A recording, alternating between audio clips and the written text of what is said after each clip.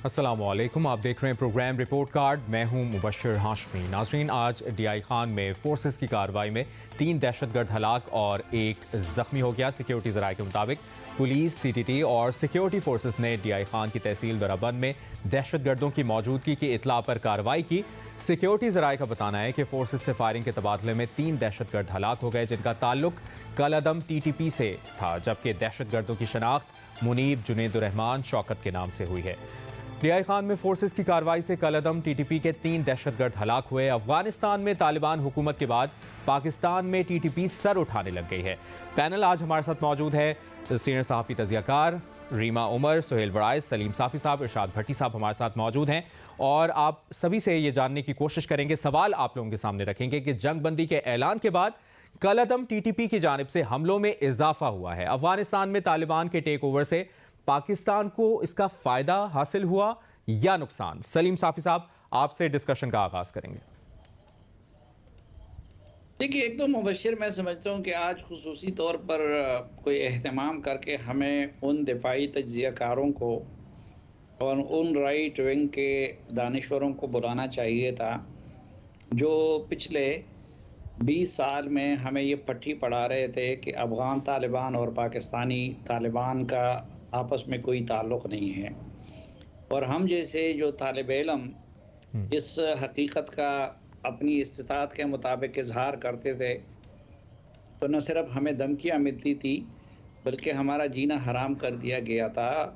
तो असल तो जो मौजूदा सूरत हाल है, इनके ज़िम्मेदार तो वो लोग हैं जिन्होंने पिछले सालों में ये पॉलिसी तश्कील दी और वो अफ़गान तालिबान के लिए सॉफ्ट कॉर्नर रखते थे और टीटीपी और टीटीए को एक दूसरे से अलग समझते थे। अब सबकी आंखें खुल गई और आपको याद होगा इसी रिपोर्ट कार्ड में कि जिस दिन इमरान खान साहब कह रहे थे कि अफ़गानों ने ग़ुलामी की ज़ंजीरें तोड़ दी हैं, तो मैंने उसी दिन अर्ज़ किया था कि उनमें हम पाकिस्तानियों की तरह की मुनाफ़िक़त नहीं है, बल्कि तालिबान जो निज़ाम अपने लिए पसंद करते हैं वो दूसरे के लिए भी पसंद करेंगे। तो अब ज़ाहिर ही बात है कि वो लोग अफ़गानिस्तान में जब इक़्तिदार में आए और तो एक तो ये हुआ कि पाकिस्तान के अंदर भी उस तरह के अनासर का जिनका अक़ीदा, नज़रिया, तसव्वुर जिहाद, तसव्वुर क़िताल, तसव्वुर मुर्तद, ये सब एक है, तो इनका मोराल भी बूस्ट हो गया। दूसरा, हमने तो ये मफरूज़ा कर लिया था कि जी ये तो सारा टीटीपी एनडीएस कर रही है और ये तो रॉ का है और ये तो फ़लाँ का है, लेकिन पता चला कि अशरफ गनी की जेलों से 4,500 टीटीपी के लोग वो रिहा हो गए और उसमें मौलवी फ़कीर मोहम्मद के लेवल के लोग भी थे, तो 4,500 तो वो इजाफा हो गया। 4-5 हज़ार वो पहले से पाकिस्तान में थे और 5 से लेके 10,000 तक का आदाद-ओ-शुमार ये बता रहे हैं कि ये पाकिस्तान से इस दौरान मज़ीद जो जगह-जगह स्लीपिंग सेल की सूरत में थे, तो वो उनके पास गए। अच्छा, अब उसके बाद होना तो ये चाहिए था कि जब अफ़गानिस्तान में तालिबान की हुकूमत बन गई, तो वो पहले एक ग्रोथ है, अब वो एक रियासत है और हुकूमत की शक्ल इख्तियार कर गए हैं। और एक ऐसी हुकूमत के कि जो सिर्फ पाकिस्तान नहीं बल्कि दोहा एग्रीमेंट में वो अमेरिका को भी ये यकीन दहानी करा चुके हैं कि हम अपनी सरजमीन को किसी के ख़िलाफ़ इस्तेमाल नहीं होने देंगे। तो इस मामले में जो भी बात होनी चाहिए थी वो अफ़गानिस्तान की अमारत इस्लामी से होनी चाहिए थी, लेकिन हमारे लोगों ने ये किया कि उन्होंने जाके उनसे सिर्फ ये कहा कि इनको हमारे साथ बिठाएं और बिठा के मसलन अब अगर ईरान में कोई ग्रोह पाकिस्तान के ख़िलाफ़ सरगर्म अमल हो या यहाँ से कुछ लोग जाके उधर पनाह ले लें, तो मैं तो ईरान की हुकूमत से बात करूँगा ना, बिल्कुल, लेकिन ये तो नहीं करूँगा कि जाके उनसे कहूँगा कि आप मुझे उनके साथ मुज़ाकरात के लिए बिठा दें। तो ये प्रोसेस सारा इमरान खान साहब की हुकूमत में शुरू हो गया। फिर वफाकी हुकूमत की बजाय ये काम सूबाई हुकूमत के ज़रिए होता रहा और फिर उसमें उनको एकतरफ़ा इंसेंटिव्स दिए गए और फिर जो वादे किए गए थे वो नाकाबिल अमल भी थे। उसमें पॉलिटिकल लीडरशिप कोई ऑन बोर्ड नहीं थी। उस वक़्त हम चीखते थे कि यार कल मियां इफ्तिखार हुसैन पूछेगा कि बेटा तो मेरा मरा है, तो मुझसे किसी ने पूछा है, बिलावल पूछेगा कि माँ मेरी मरी है, मुझसे किसी ने पूछा है, सही। तो वो सिलसिला नाकाम हो गया और उसका ये नतीजा निकला। लेकिन आज भी मौजूदा हुकूमत जो है वो भी सबसे ज़्यादा ज़िम्मेदार है, क्योंकि इस मामले में न वज़ीर आज़म दिलचस्पी ले रहे हैं, न इसमें वज़ीर ख़ारजा दिलचस्पी ले रहे हैं, ना इसमें कोई दूसरा वज़ीर दिलचस्पी ले रहा है। मसलन यहाँ पे तो हम जिन लाशों पे सियासत हो सकती है वो तो कर रहे हैं, लेकिन खैबर पख्तूनख्वा में कोई दिन ऐसा नहीं गुज़रता कि जब 3, 4, 8, 10 सिक्योरिटी एहलकार वो मारे ना जा रहे हों। और दूसरी तरफ वज़ीर आला हुकूमती लोगों से भी चंदे लेने की बातें हो रही हैं। सही। लेकिन आपने देखा कि बिलावल भुट्टो साहब पूरी दुनिया में घूमे फिरे, लेकिन अभी तक वो अफगानिस्तान नहीं गए। हालांकि इस लेकिन उन्होंने रवा माह के शुरू में प्रेस कॉन्फ्रेंस की थी बिलावल भुट्टो ने, और मुतालबा किया था कि हुकूमत को इस मामले पर अपनी हिकमत अमली पर नजरसानी करनी चाहिए। तो अभी तक तो इस हुकूमत की इस हवाले से हमें कोई एक्टिविटी ही नज़र नहीं आ रही है।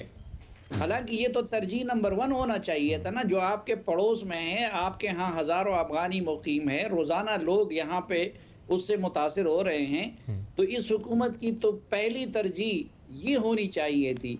लेकिन उस हवाले से तो हमें इस हुकूमत की ना कोई पॉलिसी नज़र आ रही है, ना कुछ और नज़र आ रहा है। एक सिर्फ जो मिलिट्री के मुतालिका इदारे हैं वो अपने तरीके से डील कर रहे होंगे, और दूसरा अफगानिस्तान के लिए जो स्पेशल एनवॉय मोहम्मद सादिक साहब, तो वो अपनी तरफ से रोज़ाना एक फायर फाइट अपनी हैसियत में करते रहते हैं। लेकिन बाकी इस वक्त आप मुझे बताएं कोई हुकूमती तर्जुमान की इस वक्त उनकी क्या पॉलिसी है, मुझे तो समझ नहीं आ रही है। ज़्यादा से ज़्यादा बयानात ही सामने आए हैं। सुहेल वड़ाई साहब, कलअदम TTP के साथ पाकिस्तानी हुकूमत के मुज़ाकरात हम याद है गुज़श्ता बरस अक्टूबर में शुरू हुए थे, लेकिन दिसंबर में मुअत्तल हो गए थे। अब सिचुएशन ये है कि जंगबंदी के ऐलान के बाद कलअदम TTP की जानिब से हमलों में इजाफा होता जा रहा है। आपसे भी यही सवाल कि अफगानिस्तान में तालिबान के टेक ओवर से पाकिस्तान को फ़ायदा हासिल हुआ है या नुकसान हुआ है?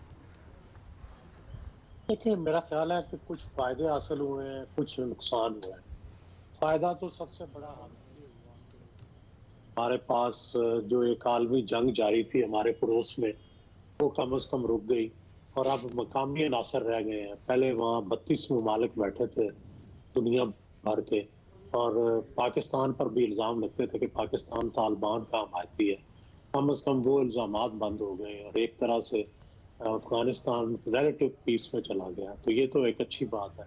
लेकिन दूसरी तरफ ये बिल्कुल साफ़ी साहब की बात सही है कि वो तालिबान हो या ये तालिबान हो, ये एक ही है और एक ही तरह का निज़ाम चाहते हैं, एक ही तरह की इनकी सोच है, और वो पाकिस्तान में बज़ोर बाजू जो है वो अपना निज़ाम लाना चाहते हैं। तो इसलिए उनको जितना भी सख्ती से रोका जाए, मेरा ख्याल है कुछ फोर्सेस भी ढीली हो गई थी उनके खिलाफ, और कुछ पाकिस्तान में भी उनके खिलाफ जंग जो थी उसमें नरमी पड़ गई थी, इसका उन्होंने फ़ायदा उठाया है। और दूसरा जो सुलह की कोशिशें थी, इससे भी उन्हें फ़ायदा हुआ। ये आहिस्ता आहिस्ता मेरा ख्याल है आप दम तोड़ जाएंगी और ये आपको फिर नए सिरे से उनके खिलाफ जंग करनी पड़ेगी, जिस तरह से आपने पहले टेररिज्म के खिलाफ जंग की है, कुर्बानियाँ भी दी हैं और अल्टीमेटली आपने फतह हासिल की थी। अब ये दोबारा से आपको करना पड़ेगा। जितने अज़्म समीम के साथ आप करेंगे, जितनी ताकत के साथ करेंगे, उतना ही अच्छा है। ये मुज़ाकरात से मसला हल नहीं होगा, ये उनसे सुलह जुई से मामला हल नहीं होगा, इनसे लड़ना पड़ेगा, क्योंकि लड़के ही आप फतह हासिल कर सकते हैं। अगर ना दूसरा तालिबान को भी जो अफगानिस्तान में है उसको सख्त पैगाम देना चाहिए कि वो बंदे यहाँ हमारी तरफ एक्सपोर्ट ना करें, और वहाँ से तालिबान जो है वो पाकिस्तान आके हमले ना करें। इस बारे में सख्ती करनी चाहिए और तालिबान हुकूमत को वार्न करना चाहिए। हम उनके बड़े मोहसिन हैं, तो हमें मोहसिन से कम इतना तो वो दगा ना करें कि हम उनसे एहसान भी करें और जवाब में वो हमें नुकसान भी पहुँचाए। रीमा, साफ़ी साहब का भी तज़िया आपने सुना, सुहेल वड़ाई साहब का भी तज़िया सुना। आपकी इस तमाम तर मामले पर क्या राय है, क्या तज़िया है? और अफ़गानिस्तान में तालिबान के टेक ओवर से जो हम बात कर रहे हैं कि इसका ओवरऑल पाकिस्तान को फ़ायदा हुआ है या नुकसान हुआ है? जी शुक्रिया मुबश्शिर। सबसे पहले तो किसी और मुल्क के बारे में जब हम बात करते हैं तो जो प्राइमरी उसके जो लोग इफ़ेक्ट होते हैं उसके निज़ाम से, उसकी हुकूमत से, वो उस मुल्क के लोग होते हैं। तो मेरे लिए तो ये सवाल थोड़ा अजीब है कि हम पाकिस्तान के पर्सपेक्टिव से देख रहे हैं अफ़गानिस्तान को। अफ़गान लोग क्या सोच रहे हैं? वहाँ क्या हो रहा है? सुहेल वरायत साहब ने कहा कि वहाँ अब जंग बंद हो गई, लेकिन अब जंग की जगह वहाँ क्या हो रहा है? आप यूएन की रिपोर्ट्स उठा के देखें पिछले साल में, वहाँ ख़वातीन, बच्चियाँ तो जो एक पब्लिक लाइफ होती है, स्कूल होते हैं, उनसे गायब ही हो गई। वहाँ पे बच्चियाँ सेकेंडरी और उसके आगे जो एजुकेशन है वो नहीं हासिल कर सकती। वहाँ ख़वातीन काम नहीं कर सकती। जो पहले बैंक्स में जा रही थी ख़वातीन और जो आपकी कॉर्पोरेशंस हैं उनमें वो हिस्सा ले रही थी, पब्लिक लाइफ में हिस्सा ले रही थी। अब वो एक तरह से ओवरनाइट वहाँ से निकाल दी गई। इसके अलावा आप देखें वहाँ आर्टिस्ट्स का, प्रोग्रेसिव्स का, एक्टिविस्ट्स का क्या हाल है। वहाँ पे कोई आइन नहीं है, कोई लीगल सिस्टम नहीं है। वहाँ पे पॉवर्टी, वहाँ पे अनएम्प्लॉयमेंट बहुत ज़्यादा, जो वहाँ पे तादाद है उनकी पॉपुलेशन की, अफ़गान लोगों की, जो बिल्कुल भूखे हैं इस वक्त, जो मैल नरिश्ड हैं, जिनको पता नहीं है उनका अगली मील कहाँ से आएगी। तो ये क्या कुछ खुशहाली का हमें दिखाता है कि वहाँ पे अफ़गान लोग खुशहाल हो गए हैं? मुझे तो नहीं लगता। तो सबसे पहले तो हमें देखना चाहिए कि तालिबान के टेक ओवर के बाद अफ़गानिस्तान का क्या हाल है। और ठीक है, एक लेंस ये हो सकता है कि वहाँ एक्टिव वॉर नहीं है इस वक्त, लेकिन उसकी जगह जो है मेरे लिए तो वो भी बहुत तशवीशनाक है। दूसरी चीज़ आपने पाकिस्तान का पूछा, ठीक है, पाकिस्तान पड़ोस मुल्क है, बहुत इफेक्ट होता है और इफेक्ट करता भी रहा है अफगानिस्तान को। जब अफगानिस्तान का तालिबान ने टेक ओवर किया, पाकिस्तान में एक जश्न का माहौल था। मुझे आज भी याद है, क्योंकि हम सिर्फ अफगानिस्तान को भारत के पर्सपेक्टिव से देखते हैं।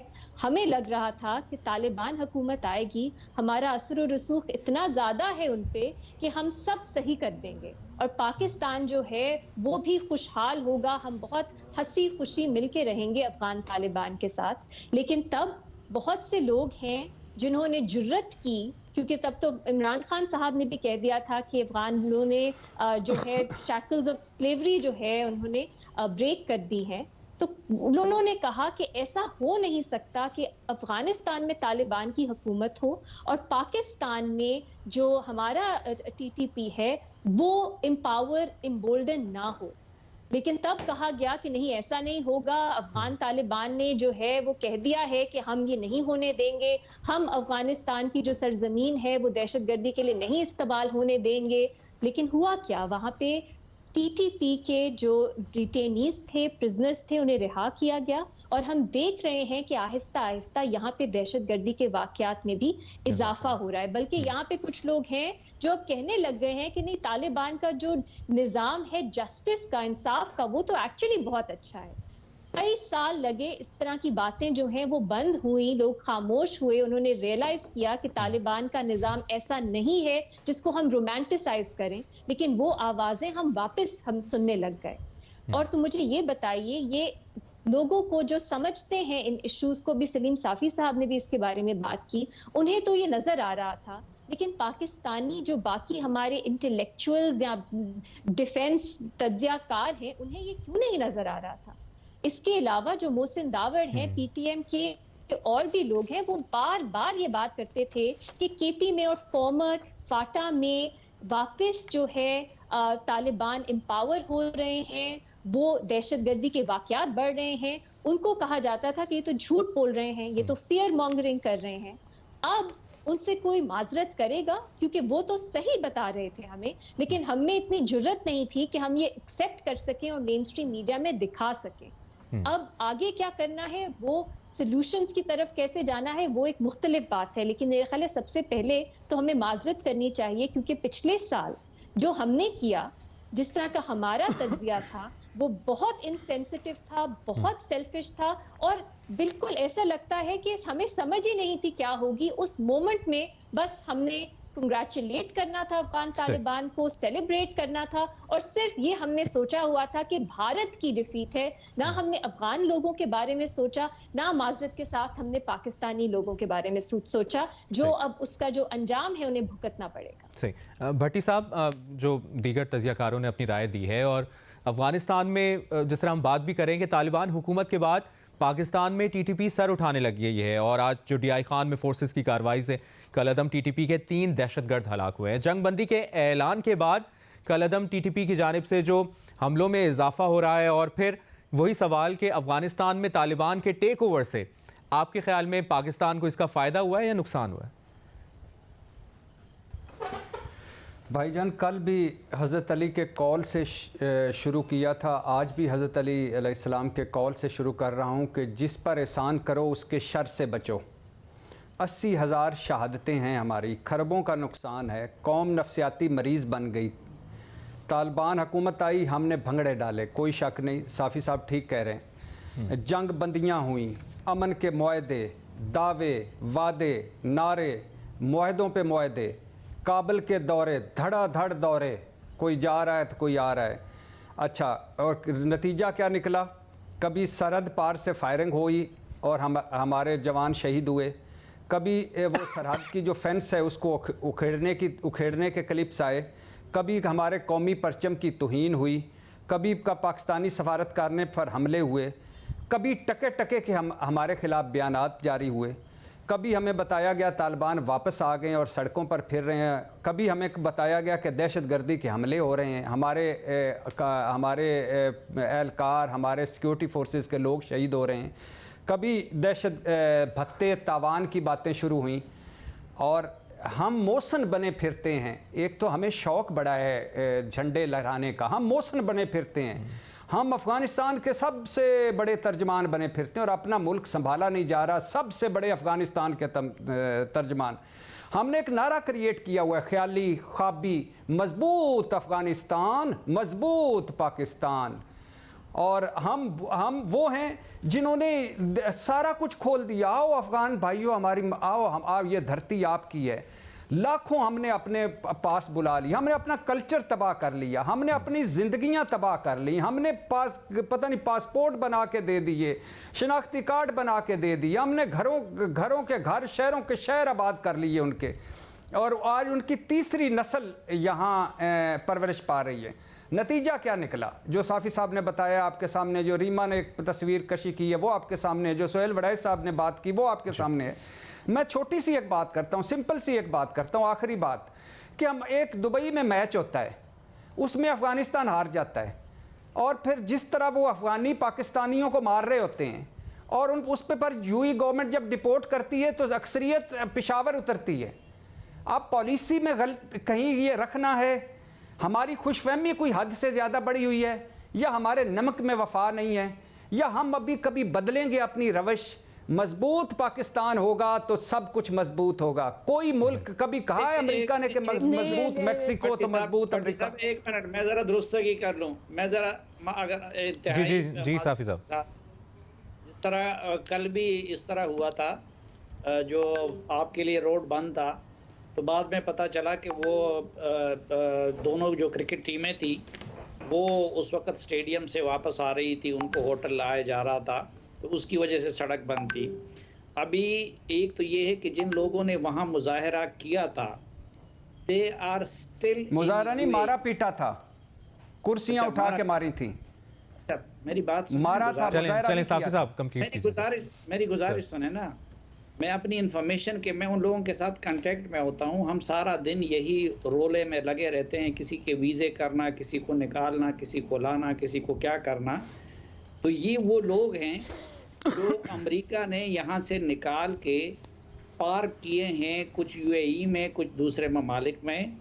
अभी तक अमेरिकी उनको वहाँ पे नहीं ले जा रहे हैं।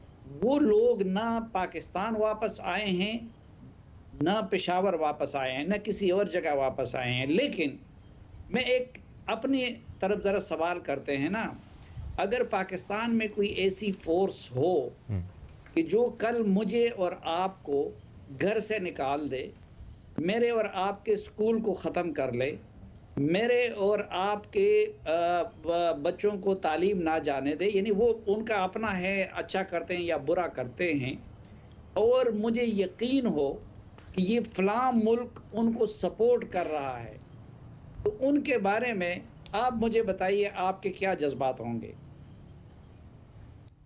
भट्टी साहब, ये वही लोग हैं जो तालिबान के आने के बाद अफगानिस्तान छोड़ चुके हैं। कुछ मेरे और आपकी तरह के एंकर्स थे, कुछ पॉलिटिशियन थे, कुछ का रोजगार लगा हुआ था, कुछ की टोर लगी हुआ वहां पे बनी हुई थी।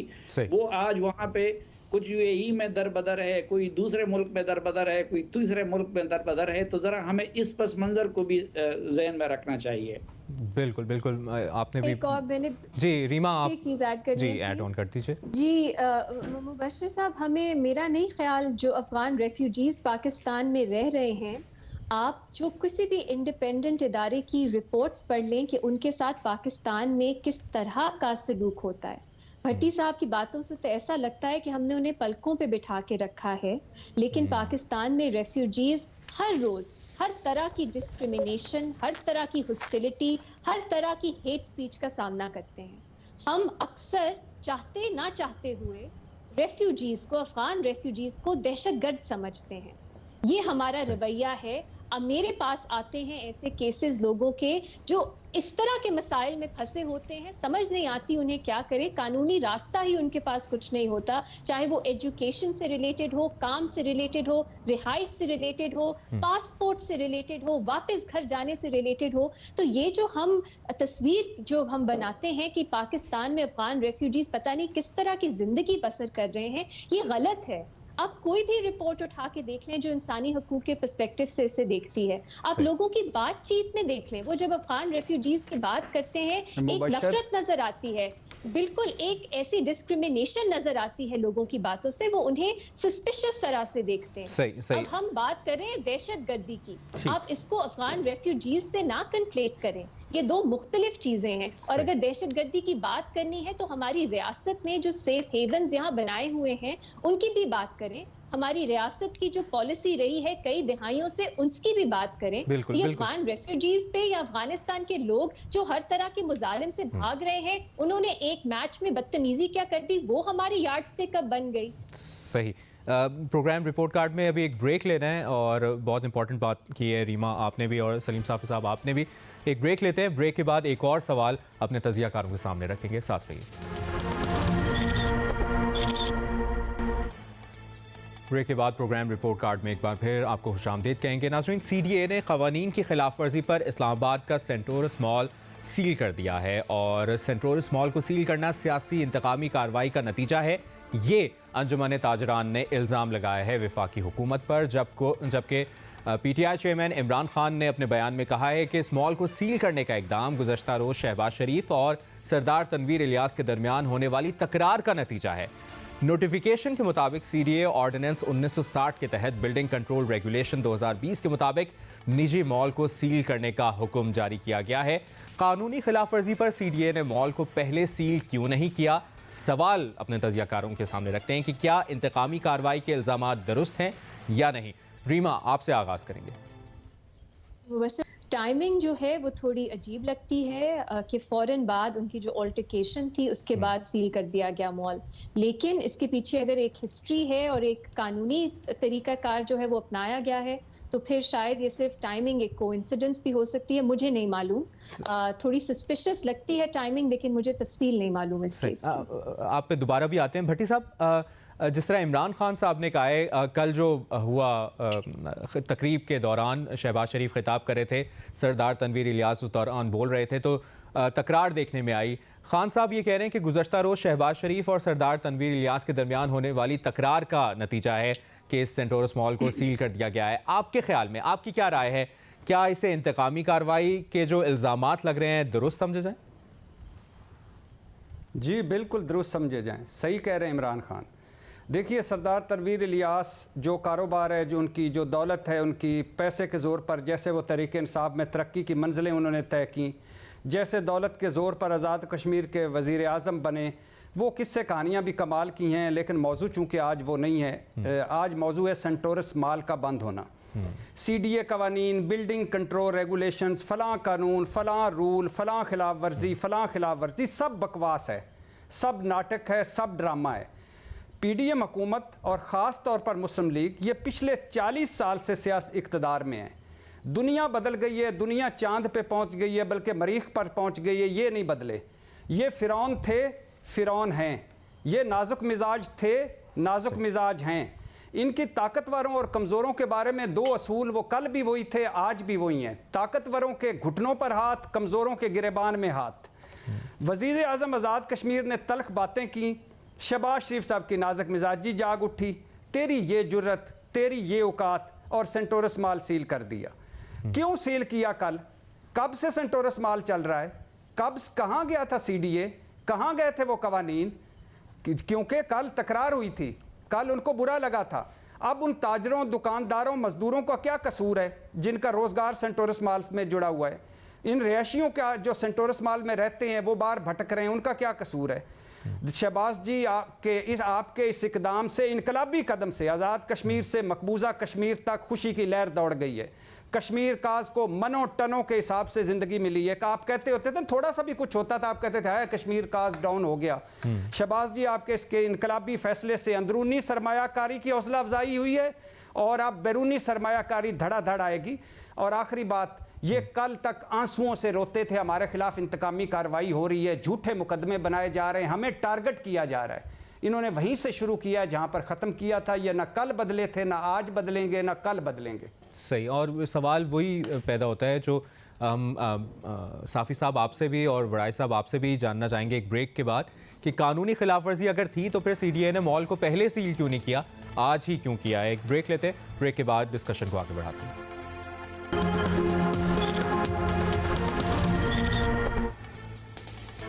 ब्रेक के बाद डिस्कशन के सिलसिले को एक बार फिर आगे बढ़ाते हैं और हम बात करें कि कानूनी खिलाफ वर्जी पर CDA ने फिर सेंटोरस मॉल को पहले सील क्यों नहीं किया, और जो इंतकामी कार्रवाई के इल्ज़ामात लगाए जा रहे हैं क्या वो दुरुस्त हैं या नहीं? साफ़ी साहब, आपको क्या लगता है, इतना ऑब्वियस फिर क्यों बना दिया कि कल ये इंसिडेंट पेश आया तो आज ये कानूनी खिलाफ वर्जी पर मॉल को ही सील कर दिया? आपकी क्या राय है इस पर? देखिए, एक तो जो भट्टी साहब ने जो सिफात बयान की सेंटोरस के मालिक और आज़ाद कश्मीर के वज़ीर आज़म सरदार इलियास की, वो अपनी जगह पे हकीकत है। और ये भी हकीकत है कि वो इस वक्त PTI के बड़े ATMs पे शामिल हैं। और ये भी हकीकत है कि उनके सेंटोरस के प्लेट्स और इन चीज़ों से सबसे ज़्यादा PTI के वज़ीरों, मुशीरों और इन सब लोगों ने इस्तिफ़ादा किया। लेकिन आज जो वफाकी हुकूमत ने सेंटोरस को सील करके काम किया है ना, वो अहमकाना भी है, वो जालिमाना भी है और वो गैर आक़िलाना भी है। अब ठीक है, कल अगर उन्होंने एक नामुनासिब काम किया कि सफ़ीरों की मौजूदगी में उन्होंने वज़ीर आज़म के सामने वो सवाल किया, तो नामुनासिब आप उसे कह सकते हैं, लेकिन ये तो एक आम पाकिस्तानी का भी हक है कि वो वज़ीर आज़म से सवाल करे। लेकिन और आज़ाद कश्मीर का वज़ीर आज़म हो कि वो जिस भी तरीके से बने हैं, क्यों, तो उसका तो वो था। लेकिन चलो, अगर वो भी है ना, अगर ये हमें पता है कि जो प्रॉपर्टी माफिया है ये लोग क्या कुछ करते हैं, लेकिन अगर कोई गैर कानूनी इक़दाम था तो इससे पहले भी 5 साल मुस्लिम लीग नून हुकूमत में रही है, तो मालिक के ख़िलाफ़ कानून के ज़रिए कानूनी रास्ते से कार्रवाई की जाती, या आज भी अगर उससे कुछ करना था तो मालिक के ख़िलाफ़ करें। अब वहाँ पे हज़ारों दुकानें हैं, उन दुकानदारों का क्या कसूर है? मसलन मैंने अब एक सोसाइटी में घर ले लिया, उस मालिक को हुकूमत ने NOC गलत जारी किया है, या उसके पास नहीं है, या नाजायज़ है, या कुछ है, या कुछ है, तो उसमें तो मेरा क्या कसूर? बिल्कुल। तो सवाल ये है कि आपने आज बिजनेस कम्युनिटी को क्या पैगाम दिया, बाकी लोगों को क्या पैगाम दिया, और फिर ऐसे वक्त पे कि कल वज़ीर आज़म से उनकी तकरार हुई है और आज ये अहमकाना इक़दाम उठाया गया, तो इसकी जितनी भी मजम्मत की जाए कम है। और फिर बाज़ औक़ात हम सोचते कि यार ये हमारे सियासतदान कब सुधरेंगे? इतना मार खाने के बाद भी अगर उनकी सोच इस तरह मुंतक़िमाना है और इतने नाजुक मिजाज हैं, तो फिर हमारे यहाँ पुख्तगी कब आएगी? भाई करें आप, अगर उन्होंने कोई गैर कानूनी काम किया है तो थ्रू प्रॉपर चैनल उनके ख़िलाफ़ करें, लेकिन जिस बंदे ने उधर दुकान ली है, जिसका उधर कारोबार है, जो उधर किराए पे रह रहा है, उसका क्या कसूर है कि आपने सुबह जाके पूरे सेंटोरस बिल्डिंग को उसको सील कर दिया। और मैं अभी ये इस फोरम पे ये मुतालबा करता हूँ कि बिला ताखीर कोई मिनट ज़ाय किए बगैर न सिर्फ ये कि हुकूमत को सेंटोरस को खोल देना चाहिए, बल्कि वहाँ के मुकीम लोगों से, वहाँ के दुकानदारों से, वहाँ के कारोबारियों से उनको माजरत भी करनी चाहिए। हुकूमत को हुकूमत जाने और तनवीर इलियास जाने, अगर उन्होंने कोई गैर कानूनी काम किया है तो उसके लिए कानून का रास्ता मौजूद है, वो उनके खिलाफ करे। बिल्कुल, और बड़ा अच्छा मैसेज आएगा अगर आपकी इस राय को वो सुन लें और कल से दोबारा से सेंटोरस मॉल को खोल लीजिए। वज़ीर आज़म के हुक्म पे नहीं हुआ है खुद, बिल्कुल, तो जिस किसी के हुक्म पे हुआ है तो उसके भी के खिलाफ भी कार्रवाई होनी चाहिए। ये क्या मजाक है? उधर हजारों लोग मुकीम है, हजारों लोगों का कारोबार है, और आप सुबह जाएं, कोई बच्चा स्कूल जा रहा होगा, कोई उधर आ रहा होगा, क्योंकि उधर फैमिलीज भी रहती हैं, फिर उन लोगों का कारोबार है, उनका रोजगार है, और आपने सुबह जाके तनवीर इलियास की सजा आम लोगों को दे दी जो वहाँ पे मुकीम है। और ऐसा लग रहा है साफ़ी साहब आपकी सुन ली गई है, मॉल को डीसील कर दिया गया है। अभी पता चल रहा है कि ये भी खबर आ रही है कि मॉल को डीसील कर दिया गया है, सेंटोरस मॉल को। तो सोहेल वड़ाई साहब, आज जो इससे पहले डीसील से पहले जो इकदाम सामने आया, उससे क्या मैसेज गया और इतना ऑब्वियस क्यों बना दिया गया हुकूमती एक्ट से? पहले तो मैं साफी साहब की तमाम बातों को एंडोर्स करता हूँ, और जितने हमारे पैनल के लोग हैं सब ने इसे कंडेम किया है, सब ने इसको डीसील करने का मुतालबा किया है। तो खुशी की बात है कि ये मुतालबा पूरा भी हो गया है या पूरा हो रहा है।